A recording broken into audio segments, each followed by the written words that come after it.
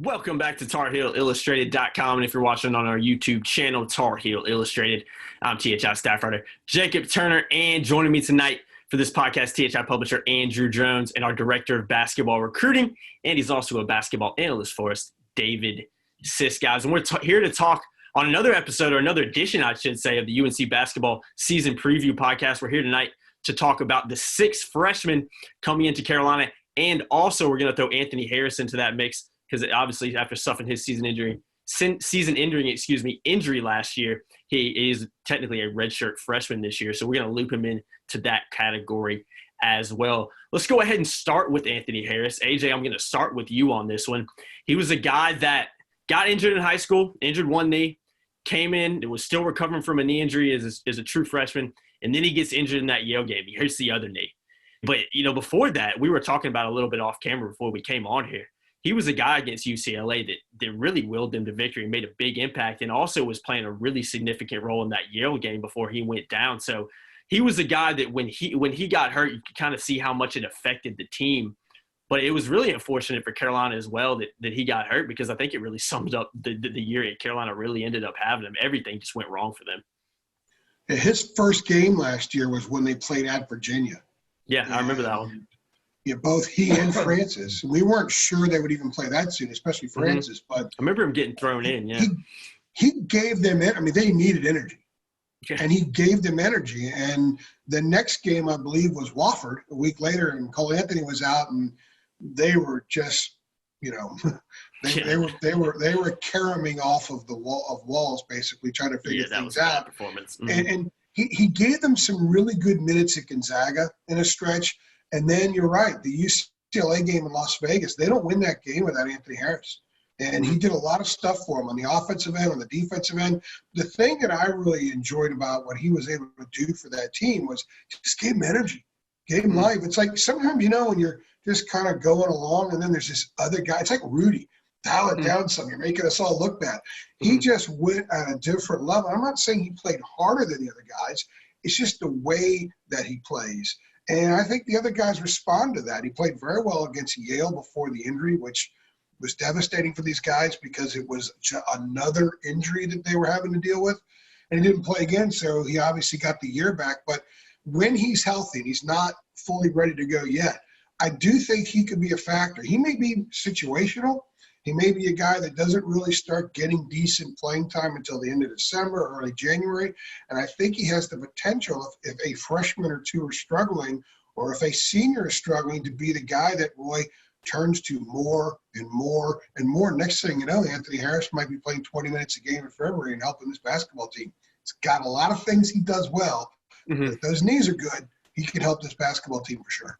Yeah, it was super unfortunate with him, like I mentioned, getting injured in high school, and then he comes in and really is playing some good basketball for Carolina and injures that other knee. It was such an unfortunate injury, and you could tell how much it affected his teammates. We were talking about after that Yale game. You could just tell, in the post-game press conferences that everybody was just devastated for him. So, yeah, really unfortunate, but hopefully he can get back healthy this year and give Carolina an impact, because if he can play like he did in that small sample size that we saw him last year, there's no doubt that he can play a role on this team. Yeah, go ahead. And he will play. And just so people understand, he will play.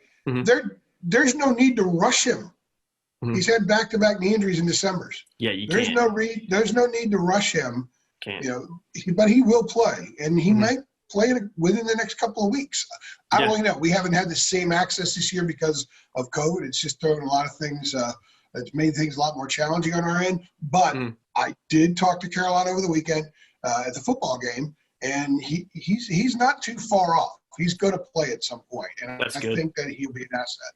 Yeah, that's a big positive for Carolina. All right, guys, let's move on to the freshmen. We'll start with the guards. We're going to start with 2 guards. We kind of group these by 2s. David, I'm going to start with you. Let's talk about Caleb Love and RJ Davis.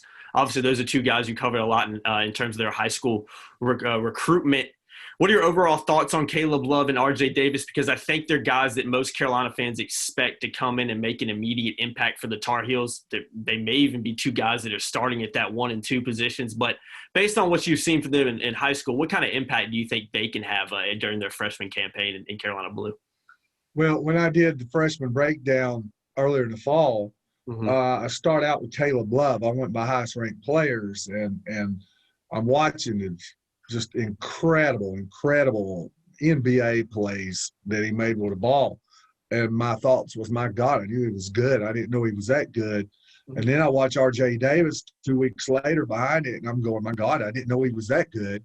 So they both, man, just two dynamic. I feel like two dynamic players. The more I watched of R.J., you kind of wondered, well, how well does he shoot the ball? And I probably watched 3 to 4 complete games, and by that third game, you see some instances and some games where he really shot it well.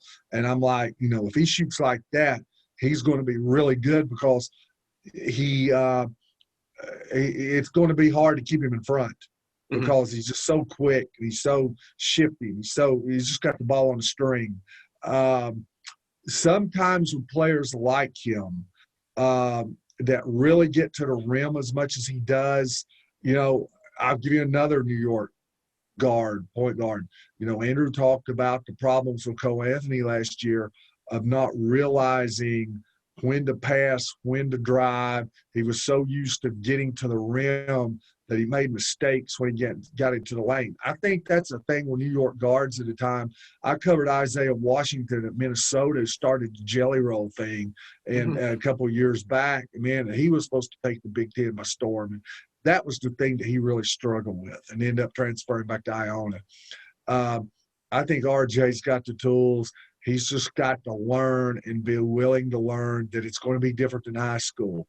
When I look at Caleb is such a prolific scorer who reminded me a lot of times of guys like Gilbert Arenas.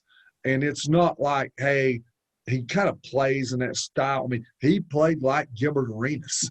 When I saw him, I watched a game when they played Vashon with Cameron Fletcher that's going to Kentucky. Go back and watch that game. And it was just phenomenal the way he scored. It was just like every bucket he scored, fans are running out of the bleachers onto the court, or running out in the lobby. They're falling off the I mean, I never seen anything like it. Yeah, I know what you're talking about. But here's the thing. He's got to understand some of those guys settle. I see that now. There's a really good guard out of Las Vegas in this 2021 class, and I see it with him some, because he can score so easily. He settles. He wants to end up shooting at 35, 40-footer from going behind the back, between the legs. He wants every shot to be a highlight. So both these guys have got to understand that when you get into college, the talent's going to be there. They've got to understand the college game's different, and they've got to play within the frame of the teamwork and within a frame of the system. As a basketball coach told me one time about a guy, said he wants to be the groom at every wedding and the corpse at every funeral. So, you can't be that guy. You've got to understand that you've got to fit in, but the talent's definitely there. I think one of the things that has helped them in this transition to exactly what you're talking about is some of the time that Kobe White spent around the team a few weeks ago practicing. And one of the things they learned was, okay, so that's the next level. Yeah. And so in a year where they don't get exhibition games, in a year where traditionally the Carolina pros come and spend quite a bit of time in the summer playing with the kids, and that helps the freshmen learn that, they actually did get a sample of it with Kobe. And Kobe's close enough in age that he can relate to him, and he talked to him a lot about, his experiences adjusting. And it took Kobe, 5-6 weeks to fully adjust at the point. And he was with a lot of experienced players around him, Cam Johnson, Luke May, Kenny Williams. Caleb and RJ don't have as much of that experience around them this year, especially out on the perimeter. So it's going to be a process for these guys. There are going to be stretches where Carolina fans look at Caleb and RJ, whether they're at the 1 or the 2, and I think there are going to be some interchangeable stuff there, where they're going to say, wow, this kid's got a long way to go. And then in the same game, there's going to be a 5-minute stretch where people are going to be like, wow, these guys are really good. That's life with freshmen, and that's life with freshmen in the backcourt being ball dominant, not only learning how to score themselves against better defenses, better orchestrated defenses, against ACC help side defense and secondary bigs, but also how to facilitate for the other guys, how to recognize what they're doing and when to get rid of the ball, when not to. It's going to be a process, and I think most of the frustration Carolina fans will feel this year is watching young guards kind of come into their own. And they will in time, but it's going to be a process, and it's going to be a big-time process, especially if it's just them back there and there's no other gravitas in the backcourt. Yeah. I'll add this. Andrew and I have spoken to two different people who have a lot of access to the practice. And we've heard – both of us have heard, and we've heard different things, but Andrew has heard how great that Caleb is playing, that he might be the best guard. I've heard from somebody else in the practices that RJ may be the best guard, and he's playing. But no matter what, that's a good argument when you've got that, because they're both playing well and they're looking really good. And that's a great thing, because we've said all along, if they can get this point guard spot solidified, then you've got a really good team. That's the whole question. And I think the flip side of that, to be fair, is that it also means that they both have had some tough days. So one might be up, the other one's a little bit down, just because of the process. We talk process all the time in football with Mac Brown rebuilding a program. Well, in basketball, when you got two kids out on the perimeter and they are kids, it is a process. And you've got a demanding – taking the ball from Roy Williams and being the point guard is not easy. We've seen some really good players come into this program as freshmen, and they've kind of wobbled around a little bit. It took Ty Lawson a while to get it going. Ty was a pretty fair player.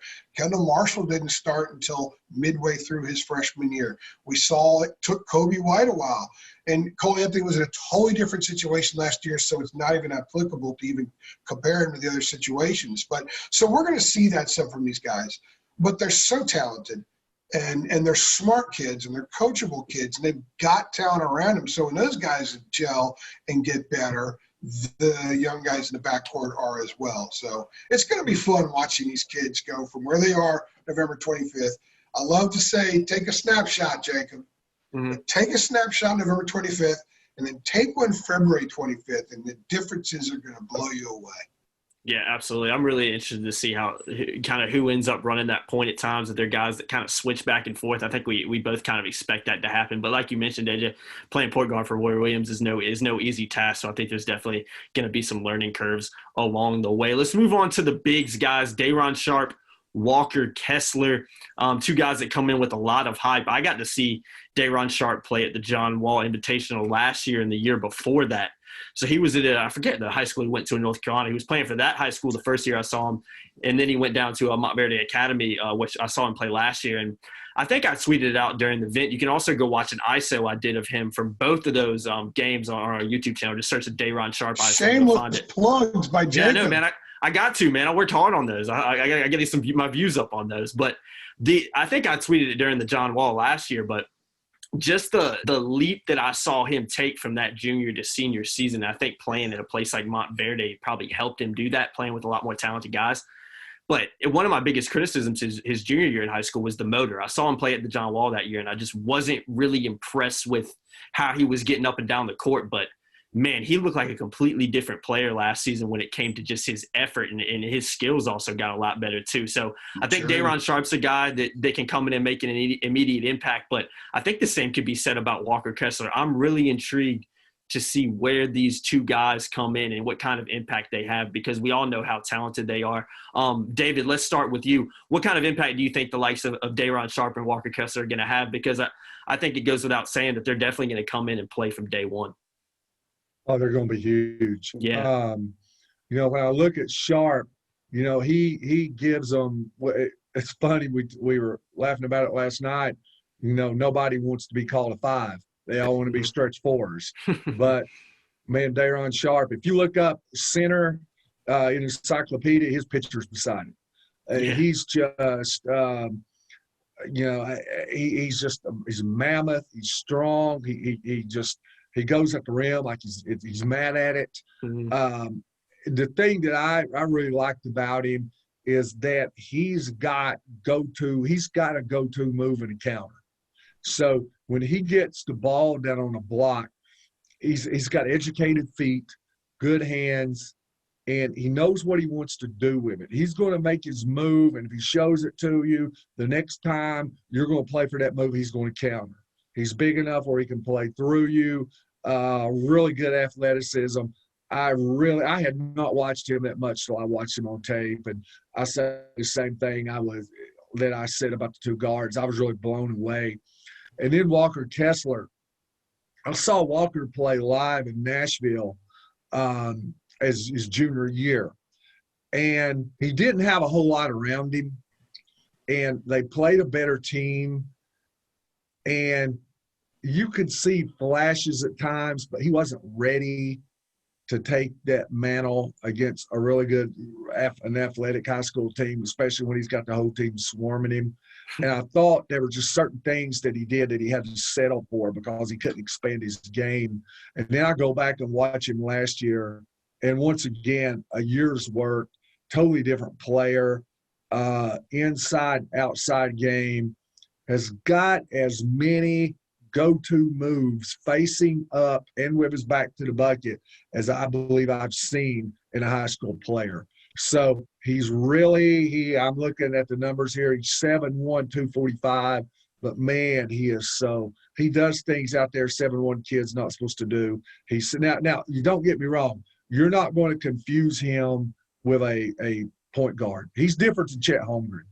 Mm-hmm. But he is, he's so skilled. He's got all the moves. He's got, like I said, another player with great feet. And the first thing you look at with a post player, what's her hands and what her feet? What is her feet like? He's got big, strong hands, but they're soft. I shook hands with him when he was a junior, and his hand went up to here, and it felt like I stuck it in the bear trap or something. God, man, it was like I don't know who wore the biggest baseball glove in Major League history. That's what it kind of felt like I had my hand in. But man, I can't say enough about him. I really can't. I'm not being a fanboy. I'm not speaking to Carolina Nation. If I was doing a podcast for Duke, I would say, man, you better look out for these two bigs at North Carolina, because I just don't see a lot of weaknesses. What I am really intrigued about is how much better they're going to make Armando Bacot and Garrison Brooks. Yeah. We talked about that in the Armando video that we did. Mm-hmm. And just their presence is going to make them better. The competition is going to make them better. And just the options. We talked about options a lot last year, or the lack thereof. And really just didn't have them. It's going to have them now. You've got – I'm not a big fan of fouls to give, because you don't want to just foul. But college basketball being what it is, and certain opponents being who they are, like when they go up to Iowa City and they got to deal with Luka Garza, they got a lot of big guys that they can run off. They can keep running guys off. So they have options. And stylistically, there are going to be some teams where they're going to need all four to pound another opposing front line. Maybe some games they go a little bit small, and that's where Kessler's ability to float outside a little bit might help. That's where Garrison Brooks developing a little bit more of an outside game is going to help. So I like what these two give them. They give them anchors down low. They get them turn and score guys. I cannot wait to see Kessler's first jump hook from the left hand, first jump hook from the right hand, because it's a beautiful thing, and it's something that Carolina bigs have historically done. And I think when Carolina fans see that, they're going to say, that's Carolina basketball. They'll feel really good about it. So I'm looking forward to seeing the elements that those guys bring. And they're just really good. They're going to make this a much better team. Last year, they weren't the typical Carolina rebounding team, especially on the offensive glass. Their percentage of points off of offensive rebounds was way down last year. It's going to be way up this year, because these guys are going to finish when they get putback opportunities. So I think, to me, that's going to be the most interesting thing about watching them, and that's how they're really going to help this team. They're going to be a very efficient offensive team this year come February, and a big part of it is going to be their skills and their ability to clean up. How much better have they already made, Andrew? And I would say this: how much better are all four of them when they arrived on campus, just because of the day in, day out competition? Yeah, I would love to be at those practices. I'm gonna be honest with you. I would pay to watch Garrison Brooks, Armando Bacot, Walker Kessler, and Daron Sharp just play against each other all day. I don't care who the guards are. I don't care if Andrew and Dina are the 2-point guards. I would pay to go in. I didn't go and watch you shoot. I just feed the post. Just to watch those guys go at it. I mean, it's got to be something just to see that every day. Well, get this. Imagine throwing in Tyler Zeller and Tyler Hansbrough into the mix because they were working out with them for a while as well. Yeah. So the education that the guards got with Kobe White, the bigs got with Hansbrough and with Tyler Zeller there. Zeller probably runs the floor better than any big Roy's ever coached at Carolina. I mean, he could get from baseline to baseline faster I've ever seen a 7-footer. We're hearing that these guys can do some of the same thing. And talk about a catch, turn, and score guy. I mean, they're both ACC Players of the Year. And Zeller's still in the NBA. Tyler's still making a ton of money over in China. Probably could be in the NBA. So that they got a lot out of that too. So it's very interesting when you say how much they've grown and developed. There's been a lot of practice time. They've been practicing since the summer. They didn't have the full-time practice time started on October 14th, but they've been around. They've been learning. And very few staffs teach skills to big men like Carolina. So I would love to know that snapshot thing, Jacob. If we could take a snapshot on June 15th and then take a snapshot December 15th just with those two freshmen and really throw in Garrison and Armando, and I bet you it's considerable. And guess what? Take that same snapshot February 15th and it's going to be even more considerable. That's what I'm going to love about covering this team. It's not going to be dull. It's not going to be, well, just write the same graphs every game and throw in a few different stats. And did that a lot last year. It's going to be a different storyline every night. And all these guys at some point are going to be the storyline. That's what's so unique and interesting about this club. Yeah, I'm excited to see the impact these guys have because, like I said, I was super impressed with Daron Sharp at the John Wall last year. I mean, I could tell that he was a guy that this guy can play for North Carolina right now. And then you had a guy like Walker Kessler, his frame, his ability to stretch the floor. I mean, if you're a Carolina fan, you got to be really excited about those two freshman bigs coming in. Let's go ahead and move on to the last two guys we're going to touch on tonight, the two remaining freshmen, Puff Johnson and Kerwin Walton. I saw Puff Johnson play at the John Wall last year as well, and I'm not going to lie, I think it was kind of a funny story. So I'm watching him. I caught him for one game, and I think it was one of the last games of the tournament, and I think his team was in the finals. And he didn't really do much. I think he had maybe 8 points. He had a couple shots. He missed a few threes. I think he maybe even airballed a three. And I remember leaving and being like, man, is this kid really getting recruited hard by Carolina? And then 10 minutes later, they're doing the awards, and he gets the MVP for the bracket. And I'm like, all right, I must have missed something because there was some guys in his bracket that he was playing with. So, yeah, that one caught me by surprise because I remember watching that game and being like, I don't know if this guy's ready. But obviously maybe it was just an off game for him. David, I'm going to start with you on this one. Puff Johnson, Kerwin Walton. What do you know about those guys? And I think for me, those are probably the two guys that come in and take maybe a couple years to develop. Would you agree with that? And kind of what kind of impact do you think they can have on this year's team? I talked to Puff's trainer today on another story I'm working on. He thinks that he can really come in and contribute. The thing is, he says he can shoot the ball so well. Here's the thing at Hillcrest where he played at, and I'm sorry, but I'm going to go ahead and say it. I told Andrew when I was doing these, I tried to do them in order, the way they were ranked from top to the bottom, highest ranked first. And I told Andrew, I said, I'm going to do him last because I just can't find any good film on him. Hillcrest was just a situation where he had some really highly ranked players in front of him, and they were not going to pass the ball. Yeah, that's whoever brought the ball. Yeah, I mean, it was, you had a couple, McCour Maker and a couple other highly ones. Whoever brought the ball down the court was going to shoot it. And what Puff found was himself standing in a corner, really serving no role offensively, really due to no fault of his own. So I had to do something that I hate to do, and that's take highlight reels, and put them in. I like game film. Anybody can put together a highlight reel, make it look good. But that's what I had to do. There just wasn't anything there simply because he was relegated to standing in a corner and watching two guys take 75 shots between two of them a game. So, but he can shoot the ball. He's got a good touch. I really think you may be looking at a battle between him and Leaky Black a little bit. They're similar size and all that. When I look at Leaky's numbers shooting the ball, if Puff comes in and shoots the ball well, he may put some pressure on Leaky to make some shots. That's going to be an interesting one to see. The other one, we talked about Kerwin Walton. I was in Birmingham, Hoover, Alabama, actually, where they played a SEC baseball tournament and have SEC media days. It was July of 2000. Gosh, would it have been 18 or 19? It would have been between his junior year. But anyway, it would have been 19. And I was going to watch D1 Minnesota, who had some tremendous players, Dawson Garcia and others. They had about 6 or 7 guys on that team who were D1.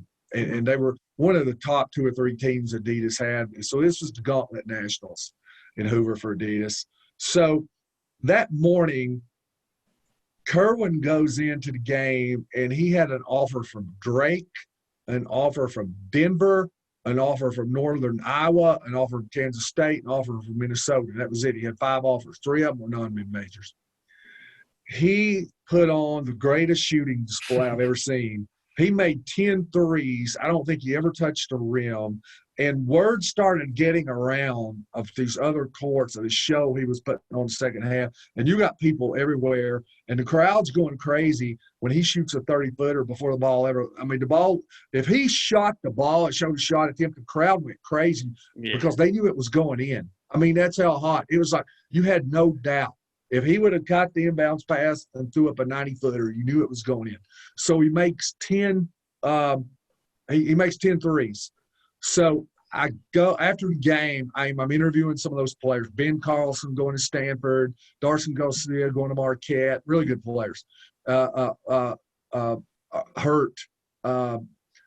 at Duke. Yeah, so so really good. So anyway, I interview him. And I'm like, your life just changed. And he said, you know something? That's what my coach just told me. And I said, you are going to get 24 offers here in the next week. So he goes out the next game and he makes 7. And I counted the coaches around the court. There were 84 coaches, college coaches, courtside. And then he did it all summer. So it's not like he did it 1 game, 2 games. It wasn't a fluke. He's got good size. He's 6'5". He's thick, and he's got just a lethal shooting stroke. Mm-hmm. So there may be some questions, athletically coming in. Does he handle it well? Is he going to shoot well enough? Is he quick enough? I think so. I think he's a good athlete, but I'm going to tell you something. He is a high-volume shooter. He's a big, strong kid, so he's going to be able to defend. He's got an ACC-ready body. I'm really interested to see where this goes of him because there are naysayers out there, and he knows that he'll tell you the same thing. I'm not one of them. So it's going to be interesting to see. But I'm going to tell you what, man, he can fill it up. Mm-hmm. Well, the great thing about naysayers is they can be proven wrong, and they're proven wrong with opportunity, and there's certainly opportunity there. One of the things I like about Puff is the way that recruitment played out. He didn't go to Carolina just because his brother went there and had success. He seriously looked at other schools. Mm-hmm. But he kept going back to UNC, and he didn't see how his brother developed. He saw how his brother's experience was before Cam's game blew up. Cam missed the first several games of his junior year at UNC after the transfer because he wasn't healthy, and then it took him a while to sort of figure things out. And he didn't really explode until the next year. If you look at Puff, he's a lot further ahead right now than Cam was at that point. Cam was not really recruited much at all. It was almost like a legacy offer at Pitt because his dad played at Pitt. I think Iona was his next best offer. Nothing wrong with playing Iona, but that ain't the ACC. So what Cam turned into, now people are saying, well, gosh, maybe Puff could be a lot better than Cam. That's the pressure that I hope he doesn't go into the season thinking about or playing with. I doubt he will because he's a smart kid. Cam's smart. I've talked to their dad before. I think they got a real good handle on things. So Carolina fans are going to need to be patient.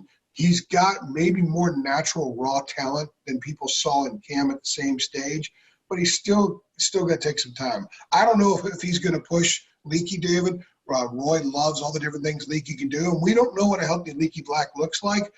But if Puff does make shots, like a lot of people say he does, that could certainly change things, because right now perimeter shooting is a question mark for this team, because the guys that are out there haven't proven they can do it yet. Mm-hmm. And until you prove you can do it yet, it's kind of hard to expect it. So the opportunity's there for him, and I think with Kerwin Walton, the opportunity could be there for him too. Look, if they're average defensively, but they come in and rain threes, they're going to get stretches on the floor. Oh, yeah. And if they're on the court getting longer and longer stretches, that means someone's got to come off. Yeah. So it's a good problem to have. I think that there is certainly a ceiling. We talk about teams that get old. That's what you want to have, enough old guys. I think both of these guys are going to get old in the program, and they're going to be really, really good players who help Carolina win games through the course of time. I have no idea how much they're going to help this year. We haven't had the luxury of seeing them yet, which is really unfortunate because, Jacob, that we get late night with Roy, we get that scrimmage. We get UNC basketball media day, we can watch practice, and then we get an exhibition game before they ever actually roll it out and play a real game. We haven't had that luxury this year, so it's a little bit more difficult to project. I'm comfortable saying they'll be really good players at Carolina before it's all said and done. Mm-hmm. But I have no idea where they're going to be this year. But their ability to shoot, if it's not an issue, if there's no mental thing like a lot of young kids experience when they're freshmen in college, if that's not an issue, then there might be games where they got to play some because they need that shot from the perimeter. Mm-hmm. Absolutely. Anything you want to add to that, David? No, I think he touched on everything. I'll go back to the same thing we talked about Andrew Platek. And if he, Andrew made the point, he feels like that he's going to have to make some shots if he wants, extended playing time. And it's kind of like the same thing that we're talking about Puff and about Kerwin, the opportunities there. So it's going to be up to them really, and their ability to put the ball in the basket. Yeah. That's going to be there for several. So it's going to be interesting. Well, I know we're talking about freshmen, but if you go from freshman to upperclassmen, we talked about Leakey, we talked about Andrew, we're talking about all these freshmen and stuff. It's the competition battle is going to be interesting to see, who can really kind of like social Darwinism, I guess, who can really, who can last and who's extinct. Mm-hmm. But I guess the good thing too with the young ones, you've got time. So I probably need to rephrase that, because it's not like, well, if you don't make it, you're done. Yeah. If you don't play your best, because it's a developmental program. I need to really rephrase that. It's a developmental program, and these guys get better as they go, and they stay there multiple years. And I think, with the exception of Caleb Love, everybody that we've spoken about here, except for the bigs, all these guards, no matter the class, are probably multi-year guys. So, the opportunity to develop and get better is there. And I think, like I said, all these freshmen, it may not be this year with all of them, but I expect them to have really good careers at North Carolina. When we do the full season preview podcast, which will be the last one that we run before the opener, we'll talk about perimeter shooting. But Jacob, you've heard Roy say this a lot before. When he talks about toughness, he's just not talking about fighting for a rebound or getting that loose ball or fighting through a screen or anything like that. He loves to use the word toughness about knocking down open shots. Yeah. You got to be tough to knock down an open shot. There's a mental toughness there. There's just a level that great athletes can get to make things happen. And if a freshman has the toughness to knock down a perimeter shot, and he does it again, that freshman's going to find himself on the floor. Okay. So when we do that podcast, we're going to talk about perimeter shooting. There's a lot of opportunities for guys that haven't done it yet at the college level on a consistent basis to prove they can, and that might reshape how things look a few months from now compared to what we might be envisioning right now. Yeah, absolutely. Another favorite quote from Roy I love is everything looks better when the ball goes in the basket. So I'm sure he's banking on some of these freshman guys coming in and putting that ball in the basket, because he's definitely gonna need it. But that's gonna do it for this episode. I have a macro for that quote. By the way. Mm-hmm. What is it? Because you get it almost every game. Just there you go. It's in my story. Yeah.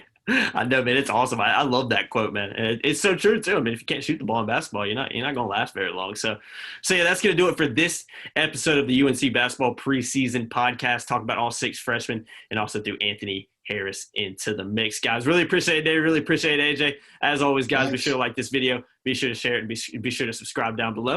And we'll see you guys in the next one. Thanks.